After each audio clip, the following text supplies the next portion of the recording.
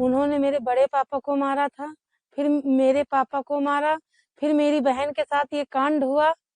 वो बाहर तो आ गए हैं, लेकिन हम लोगों के ऊपर खतरा मंडरा रहा है। तब बाहर आने के बाद हम लोगों को, मेरे पूरे परिवार को खत्म कर दे। अगर उनको बाहर निकाल दिया है तो हम लोगों को जेल के अंदर डाल दे, कम से कम हम लोगों की जान तो सुरक्षित रहेंगी वहां पर।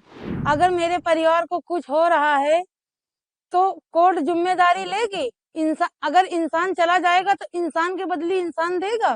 उनके बहुत सारे आदमी बाहर घूम रहे हैं, धमकियां देते हैं कि अब तो भैया आ ही रहे हैं, अब तुम मेरा क्या कर सकती हो, एक एक को मारूंगा।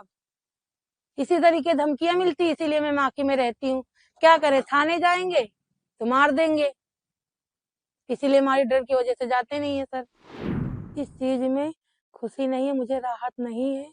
उन्होंने मेरे बड़े पापा को मारा था, फिर मेरे पापा को मारा, फिर मेरी बहन के साथ ये कांड हुआ।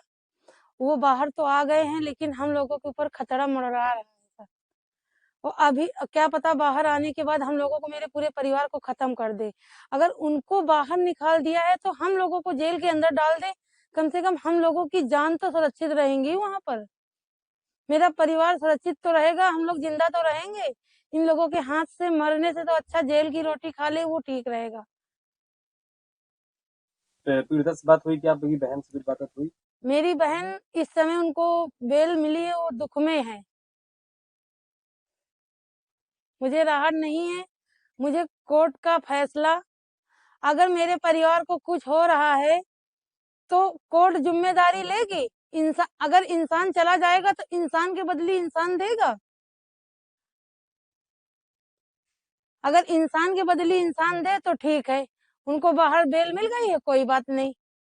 लेकिन मेरे परिवार के ऊपर खतरा अभी बना, छोटे छोटे बच्चे हैं, मेरे भाई है, क्या पता उसके साथ क्या कर सकते हैं।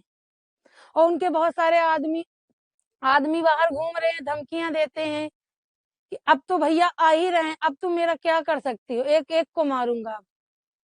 इसी तरीके धमकियां मिलती, इसीलिए मैं माकी में रहती हूँ। क्या करे, थाने जाएंगे तो मार देंगे, इसीलिए हमारी डर की वजह से जाते नहीं है सर।